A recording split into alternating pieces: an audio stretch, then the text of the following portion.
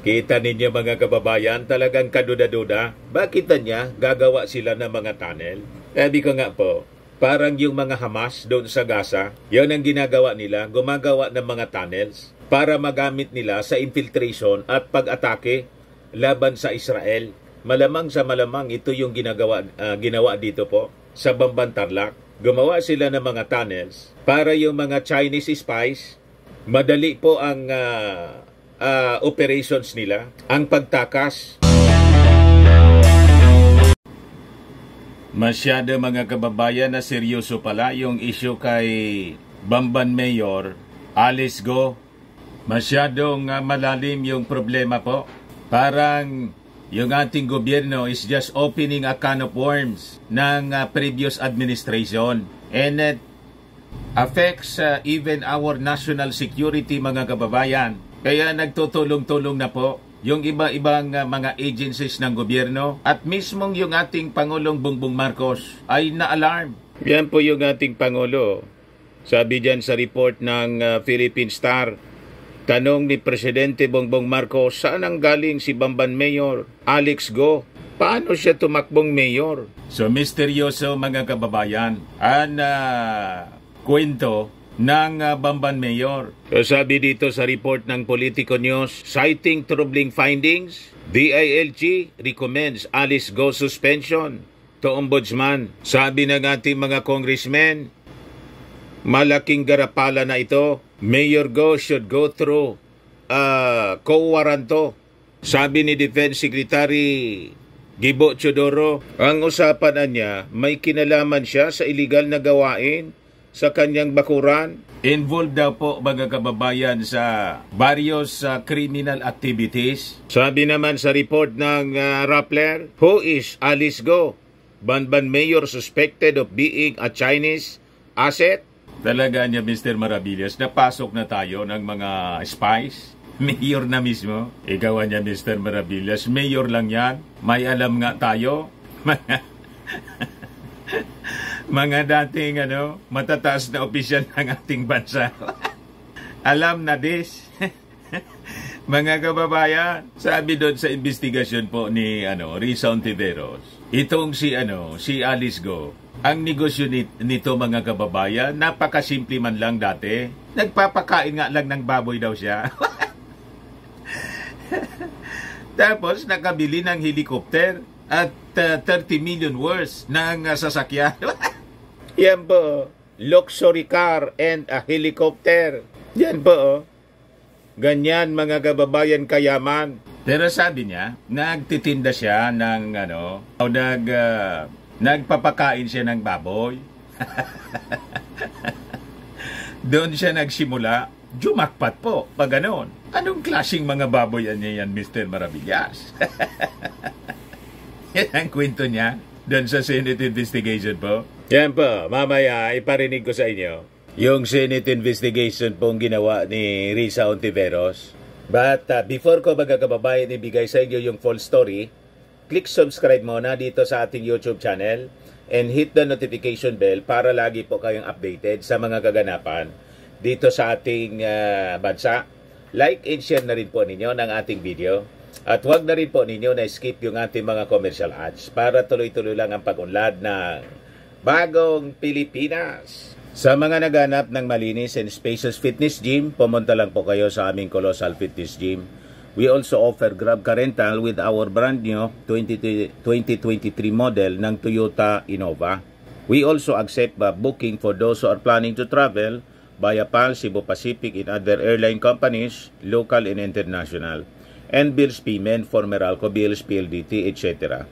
Ang Colossal Fitness Gym is located at 3rd floor, Security Bank Building, Lanco Business Park, Legazpi City, Albay. For inquiries, look for Chilon Maravillas, contact number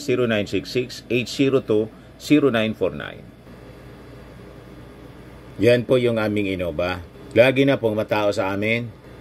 Yan po mga bagong clients namin po. Very colorful po. Napakaganda ng aming gym. Napakalinis.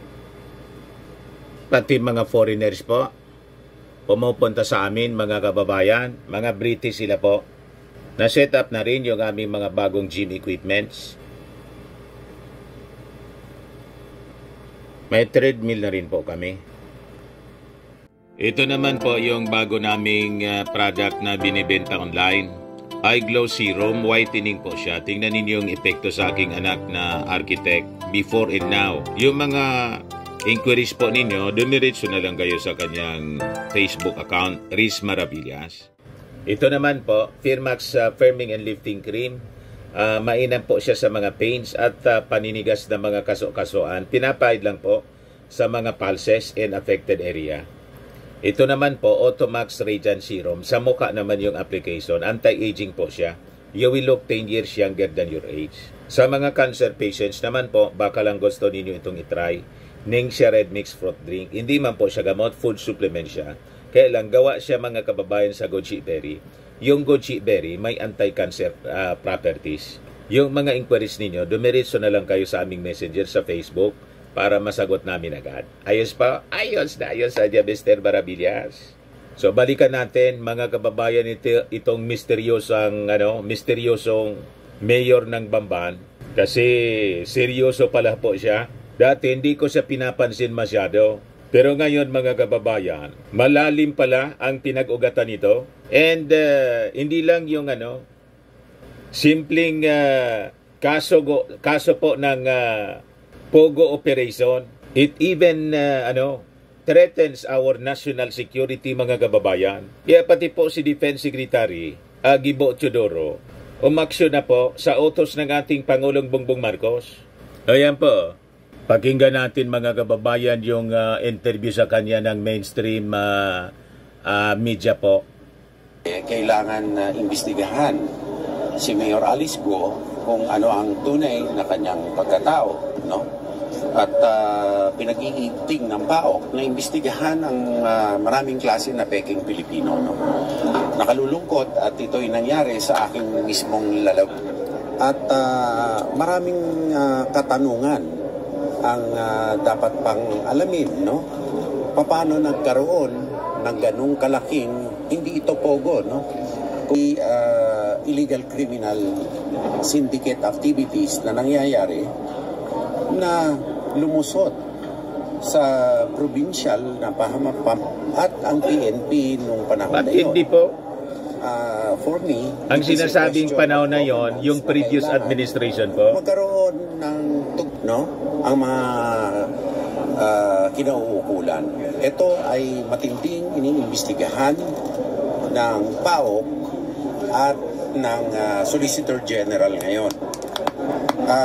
Tulad din ng pag-iimbestiga ng lahat ng gobyerno legal activities ng Chinese nationals at mga subversibong elemento nila, ang mga fake news na kinakalat nila sa kanilang mga paid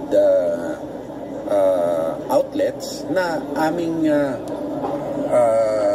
in a whole of government approach masusing pinag-aaralan dahil ito yung matinding katotohanan na dapat nating bantayan.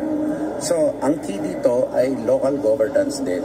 Doon sa Bamban, imposibleng ganong kalaki na 32 buildings na establishment na napakalaki na mangyayari ang mga illegal na 32 buildings pa? Walang nagtatanong. Yan ang mga dapat sagutin. Secretary, meron na po ba? Formation dito. At ito ay hindi lamang sa press statement, kung hindi legal proceedings na nga ang mangyayari dito pag nakakalap, pagtapos na yung evidence gathering nila. So you're from Tarlac, kilala niyo ba? Hindi ko kilala.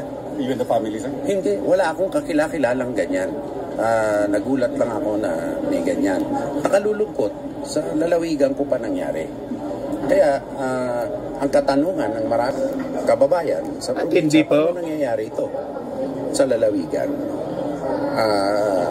May accountability dapat ang local government hanggang sa taas dito dahil hindi imposibleng si Mayor Go lamang ang may kinalaman dito. May mga kasabwat po to the national government. At ang gawain dito, hindi pogo ito scam, human trafficking, may mga chamber na hindi ka nais-nais sa ilalim ng lupa. May chamber? So, at ang sabi na ng presidente, ibig sabihin may mga underground tunnel siguro. Ako mismo hindi ko kakilala hindi ko naririnig so yung tao na yan. Pero sabi ng NBI may mga higher gas daw na involved. Hindi ko masasabi, pero for me, a thorough investigation must be made. Kasi imposibleng tumakbo ito na walang pahintulot or pagkukonsinte ng kung sino man, maging lokal, which they have to answer, and in the provincial level at least. Ang laki-laki, hindi nyo napapansin. And the PNP before. And the national. Bakit kinailangan pa mag-operate dito? Kailangan kusa na nilang i-regulate ito. Parang yung mga activities ng Hamas doon sa Israel, may mga underground chamber po. Ibang yun. Ang usapan, may kinalaman siya sa illegal na gawain sa kanyang bakuran. At ang illegal na gawain ay naninira ng fabric ng ating lipunan upang humina ang bansa natin. Para sa ganun, mas madali tayo itulak-tulak ng mga Chinese. No? At hindi itong mga klaseng establishmento na ganito ang gusto ng kahit sino mang probinsya. No? How about po yung COMELEC po, sir? Kasi parang nabanggit po na parang napayagan si Mayor Go na Well, kung walang magque-question, ang birth certificate on its face, tatanggapin yan. That's why ang pinag-aaralan ng Solicitor General Iranto case upang i-attack directly ang kanyang citizenship. Hindi pwede ang collateral attack dito sa batas. So hayaan na namin ang PAO, Solicitor General's Office. Should there be a wider investigation? Not a wider investigation in that sense. There are intelligence efforts. Ngayon, these are evidence-based efforts, no? Kaya nga, bago nag-operate ang PAO sa Baban, sigurado sila sa ebidensya. Kaya nga, tumbok, huli, and mafo-forfeit yung area. I was referring to higher level investigations of former president, for example. Everything is evident. If we have the evidence that is actionable, it will go. But Going as high as Malacanang. I cannot say, I will not say, but what I can say is there are thorough investigative efforts, intelligence-based, led by the PAO-CTF. So yan po mga kababayan, yung report ng TV5. Yan po, Defense Secretary Chodoro sa investigasyon kay Bamban Mayor Go. Sabi po ng report ng Politico News, citing troubling findings, DILG recommends Alice Go suspension to Ombudsman. Malamang Chinese spy ito mga kababayan. May mga underground chamber daw na nakita doon sa mga pag-aari po ni Alice Go. Sabi ko nga mga kababayan, parang yung mga Hamas doon sa Israel, naghukay po ng mga tunnels para sa kanilang mga planong pag-atake sa Israel po. Di ba yung war on Gaza? Ang daming dinestroy yung Israeli army na mga underground shelters and tunnels. Yung iba nga nasa ilalim pa ng hospital.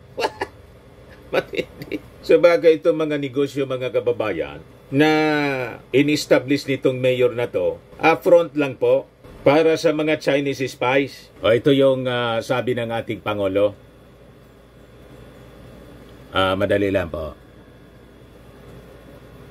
DILG, Ombudsman or Solicitor General to investigate or to tulungan po yung Senado natin with this certain mga issues na kinakaharap niya, lalo na po yung alleged na may kinalaman siya sa Pogo operations at saka yung citizenship niya po.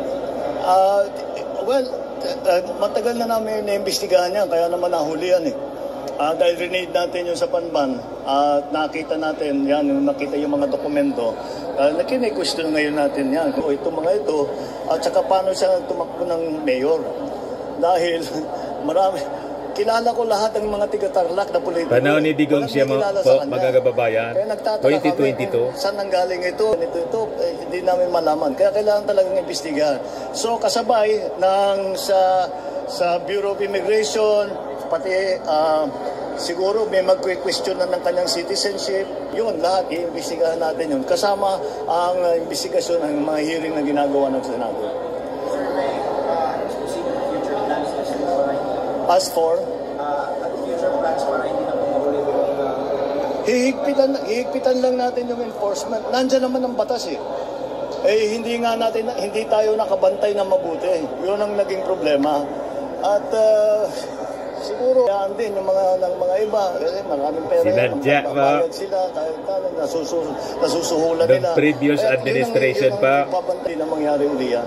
Basta mabawasan yung mga incidents ng pagpasok ng kung sino man, hindi not necessarily isang bansa lamang, ng kung sino mang foreign national at nagtatanggap nga na Pilipino, talagang tignan natin ang mabuti.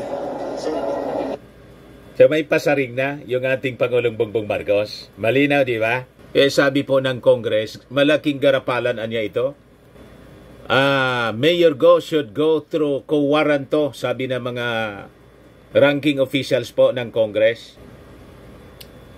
Ranking congressmen express support for the Office of the Solicitor General's plan to file co-warranto case against controversial Mayor Alice Go of Bamban, Tarlac. Sabi po ni Manila 6th District Representative Bienvenido Benny Abante Jr. and Lanao del Sur 1st District Representative Sia Alonto Adjong na sa kanilang opinion, a co-warranto case must be pursued in order niya to set the record straight. We welcome that. Alam mo, malaking garapalan na to, sabi po nila, sabi ni Abante. Itong Bamban Mayor Alice Go, sa kanyang mga sagot, tingnan nating maigi kung talagang Pilipino ito. Alam ninyo, hindi siya dapat maging mayor kung hindi mapapatunayang Pilipino siya. Dapat lamang natanggalin na siya bilang mayor. Sabi naman po ni Adjong, ako, I agree with the direction that is now being taken by the OSG because we also have to protect yung right ng mga kababayan natin na bumoto sa kanilang kapwa Pilipino. Pinasok na po tayo, mga kababayan ng mga Chinese. Sabi ko sa inyo, mag-ingat tayo this coming midterm election. Mas titindi pa ang infiltration. At yung sinabi po ni Secretary Gibo Teodoro na may mga na-discovering may underground po siya, underground shelters. So, para saan yun? Baka doon niya Mr. Maravillas yung mga Chinese spies. Hindi po malayo. Yung mga statements po ni makahulugan ni Secretary Gibo. Yan ba? Mga klaseng establishmento na ganito ang gusto ng kahit sino mang probinsya. No? How about po yung COMELEC po, sir? Kasi parang nabanggit po na parang napayagan si Mayor ko na Well, kung walang magque-question, ang birth certificate on its face, tatanggapin yan. That's why ang pinag-aaralan ng Solicitor General is a quo warranto case upang i-attack directly ang kanyang citizenship. Hindi pwede ang collateral attack dito, ikakarang sa batas. So hayaan na namin ang PAOK at ang Solicitor General's Office. No? Will be a wider... Kay Chinese agent, kay hindi, ibang usapan yon. Ang usapan, may kinalaman siya sa illegal na gawain sa kanyang bakuran. At ang illegal na gawain ay naninira ng fabric ng ating lipunan upang humina ang bansa natin. Para sa ganun, mas madali tayo itulak-tulak ng mga Chinese.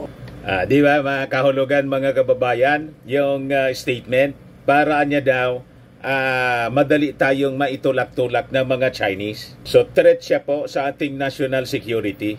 Ngayon, pakinggan natin yung porsyon ng investigation ni Risa Hontiveros ng kanyang committee.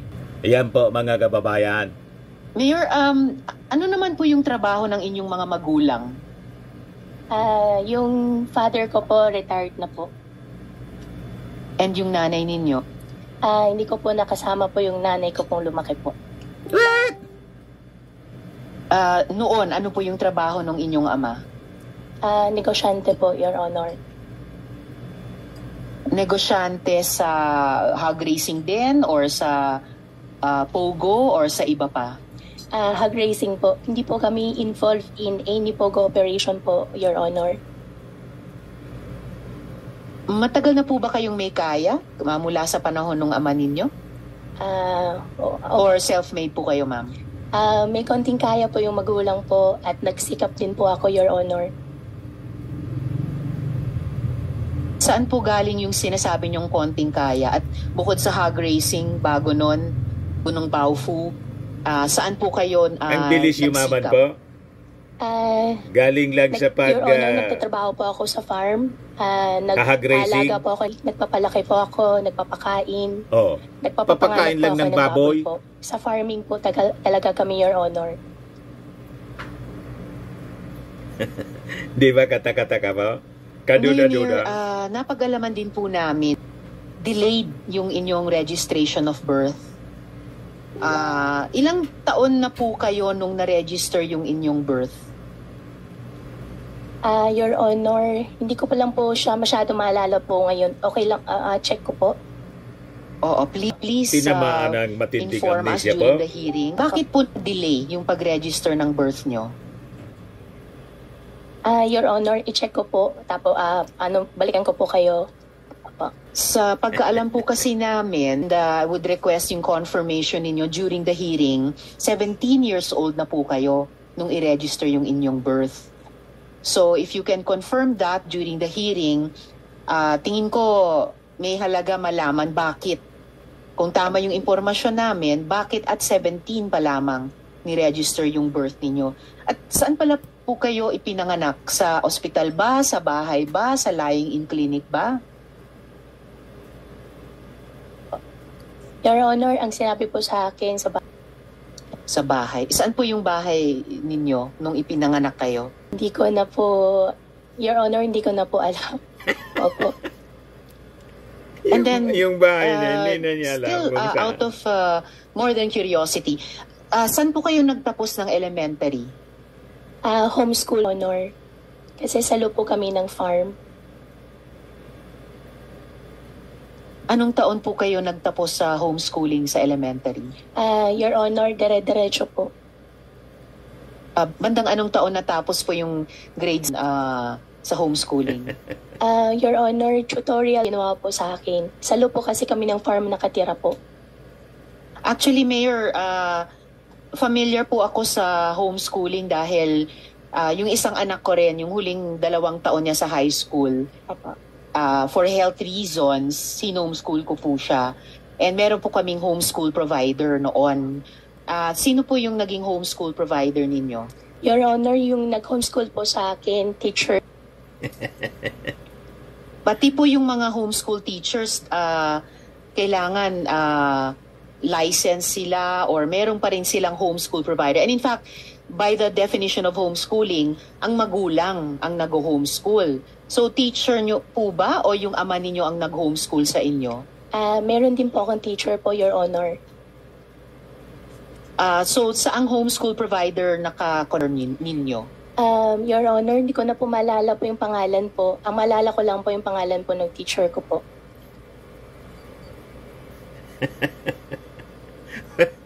Yung homeschool provider, hindi niya maalala. Ganon katindi ang amnesia po nitong Chinese mayor. Sanay na sanay sa pagsisinungaling. Ganon po ang mga communists. Sanay sa pagsisinungaling. Communist China po, ganon. So, sabi dito sa report ng Rappler, itong si Mayor Alice Go is suspected daw as Chinese asset.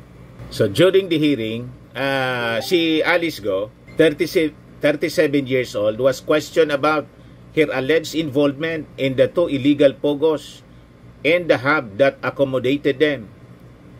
Hongsheng Gaming Technology Incorporated and Sunyuan Technology Incorporated na nasa loob mismo ng Baofu compound. Hongsheng was raided by law enforcers in February 2023. Last year lang po.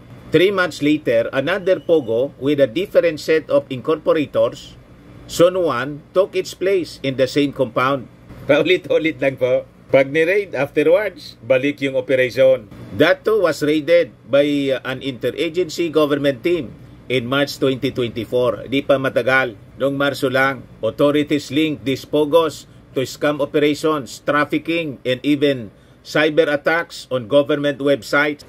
Kita ninyo? Kaya threat po siya sa national security kasi na-trace doon po yung mga attack sa ating mga government websites. Di ba last several months ago, sunod-sunod yung attacks.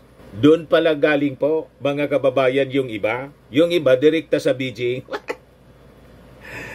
Kita ninyo? Sa malamang mga kababayan, Chinese spy nga po siya. Embedded mismo dito sa ating bansa. At yung sinasabi, doon sa hindi masyadong pinaliwanag ni Secretary Gibo Teodoro na mga underground shelters, malamang mga tunnels yon. Taguan ng kanilang mga agents. May helicopter po, mga kababayan na pag-ari. Pero ang sabi ni Alice Go, bininta ko na niya. Ganon katindi ang infiltration na nangyayari sa ating bansa. Nagtaka pa ka niya, Mr. Maravillas. Inong panahon ni Mao Diggs, mismong yung ating Philippine Coast Guard, nag-hire ng mga Chinese nationals, 36 Chinese nationals ang hinire.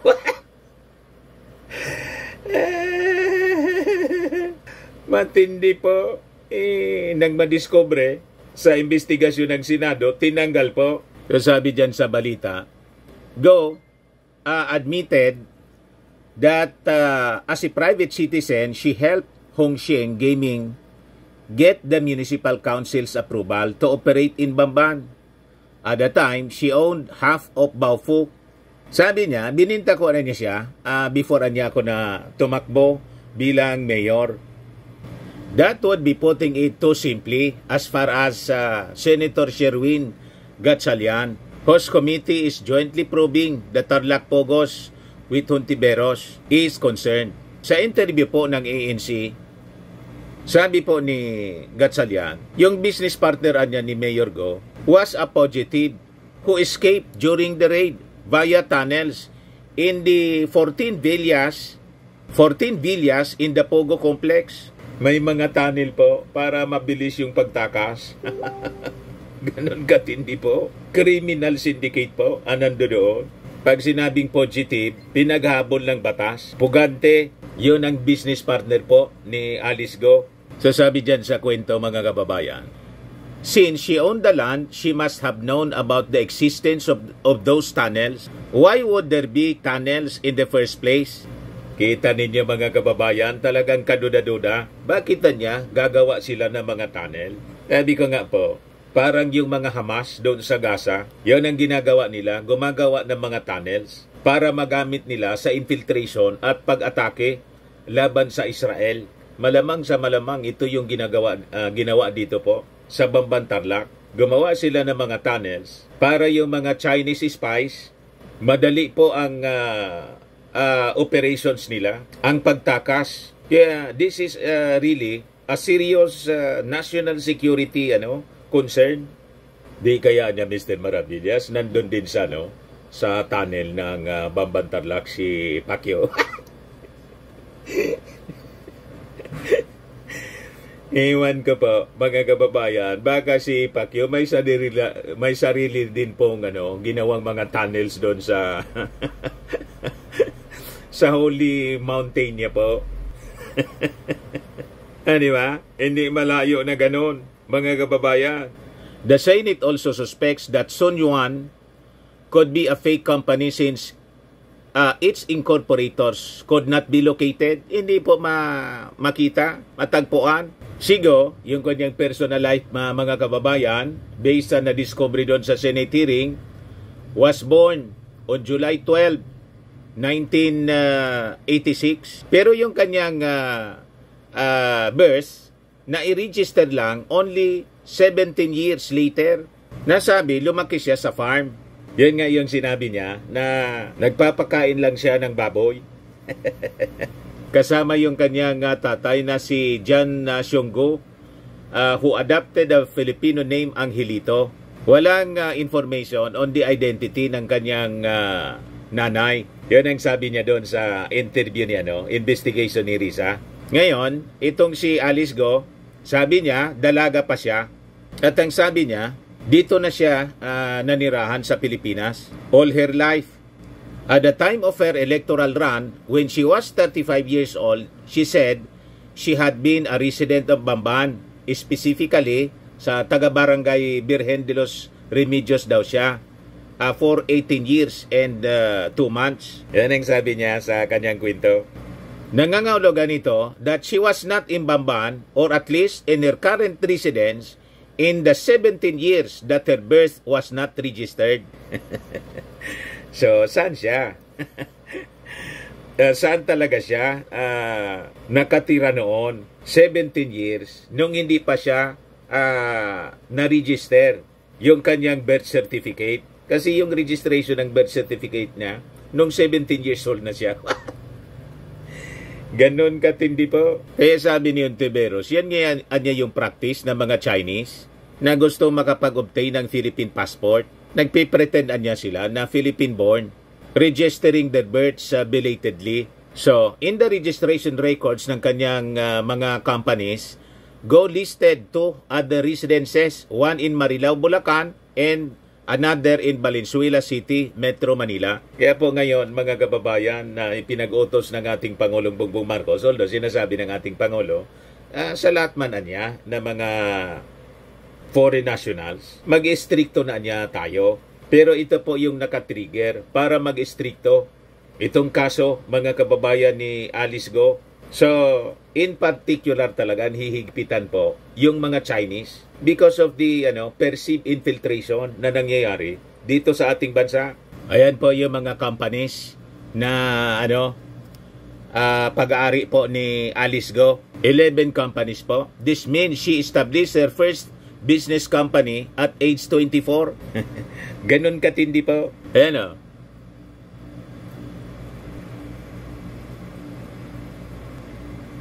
At may-ari siya ng isang helicopter. Nasabi niya, bininta na rin niya.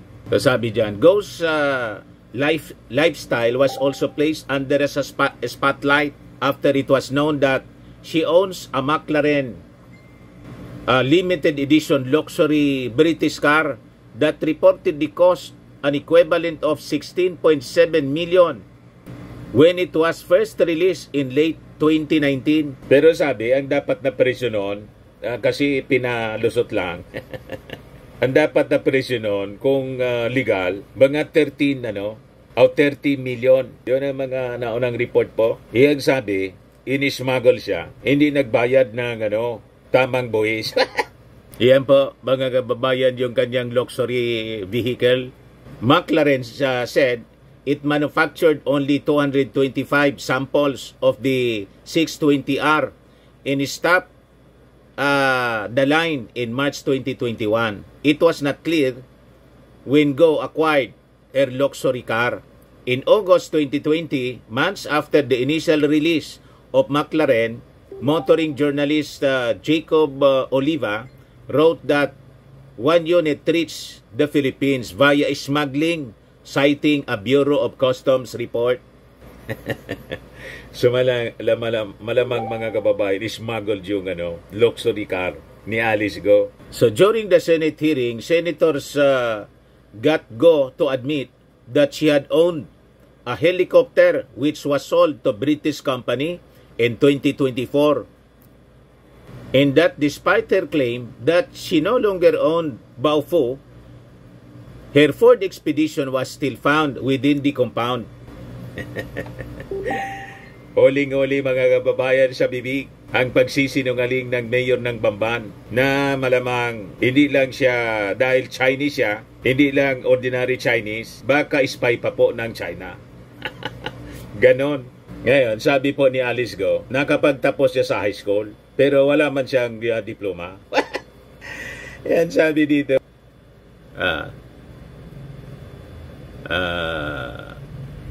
Pero nung nagtapos kayo sa high school, may diploma kayo? Wala po. Or ano pong dokumento na hawak ninyo bilang katibayan ninyo na like any learner na may karapatan na may, kung hindi diploma, dokumentong formal na nagsasabing na comply po ninyo, na earn nyo yung competencies sa high school? Your Honor, wala po ako malala po na mayroon pong any records po. Walang record? Kaduda-duda talaga po.